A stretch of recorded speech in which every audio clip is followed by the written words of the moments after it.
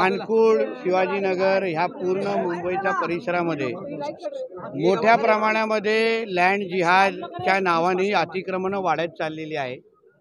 म्हाडाच्या जमिनींवर, मुंबई महापालिकेच्या आरक्षित जमिनीवर राजरोस पद्धतीने अनधिकृत पद्धतीने मस्जिद बांधणं, मदरसा उभं करणं, मजार उभे करणं, त्याचबरोबर BRC सारख्या अतिशय सेन्सिटिव्ह अशा भागामध्ये त्याच्या संरक्षण भिंतीच्या बाजूनी पण अतिक्रमणं वाढवणं आणि मोठ्या प्रमाणामध्ये रोहिंग्या आणि बांगलादेशी मुसलमान इथे त्यांची वस्ती वाढत चाललेली आहे आणि इकडला असलेला हिंदू समाज हा असुरक्षित झालेला आहे।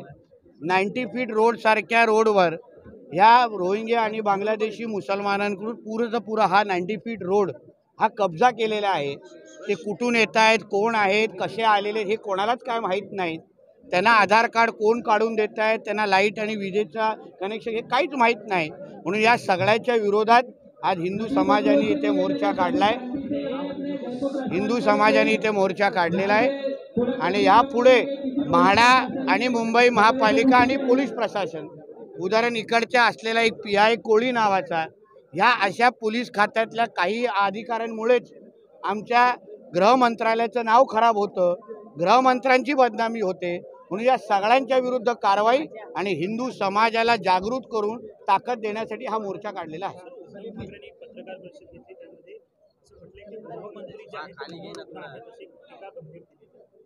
तो स्वतःचा डावा हात उचलून स्वतःचे शरीर खाजू शकत नाही।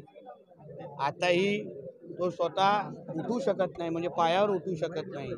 अशा लोकांनी आमच्या देवेंद्रजीवर बोलण्याची मुळामध्ये उद्धव ठाकरेची लायकी पण नाही। म्हणून त्यांनी लायकीत राहावं, किंबहुना पिक्चराच्या स्टाईलमध्ये बोला तर चड्डीत राहावं, नाहीतर त्याच्या चड्डीचं वस्त्रहरण कसं करायचं हे आम्हाला चांगल्या पद्धतीने माहिती आहे। पण आपल्याला विनंती आहे की ह्या विषयावर जरा बोलू। सर, या ठिकाणी जे रोहिंग्या आणि आहेत त्यांना काही अधिकारी जे आहेत ते त्यांची साथ मिळते, अशा अधिकाऱ्यांना काही राणी स्टाईलमध्ये यापुढे अगर त्या इथे येण्याच्या अगोदर मी त्या अधिकाऱ्यांना भेटलो, त्यांना सगळे पुरावे दिले। यापुढे अगर संबंधित अतिक्रमण अगर येणाऱ्या आठवड्यामध्ये झाले नाहीत, काढले गेले नाहीत, तर तिथे त्या अधिकाऱ्याला तर आम्ही दाखवूच, त्याच्यावर कारवाई कशी करायची ह्याबद्दल पण येणाऱ्या दिवसामध्ये आपल्याला कळेल। मग त्याला वाचवण्यासाठी हे अतिक्रमण लावणारे लोक नाही येणार, म्हणून येणाऱ्या आठवड्यामध्ये त्यांनी हे अतिक्रमण काढावे, नाही तर पुढचा सामना आमचा बरोबर आहे। जन आक्रोश मोर्चा निकाला गया है सर, क्या उद्देश्य है? उद्देश्य यही है कि इधर जो रोहिंग्या और बांग्लादेशी मुसलमानों का जो तादाद है वो बढ़ती जा रही है। इन लोग ने ये पूरा हमारा मानकुड़ शिवाजीनगर एरिया ये मिनी बांग्लादेश बना के रखा है।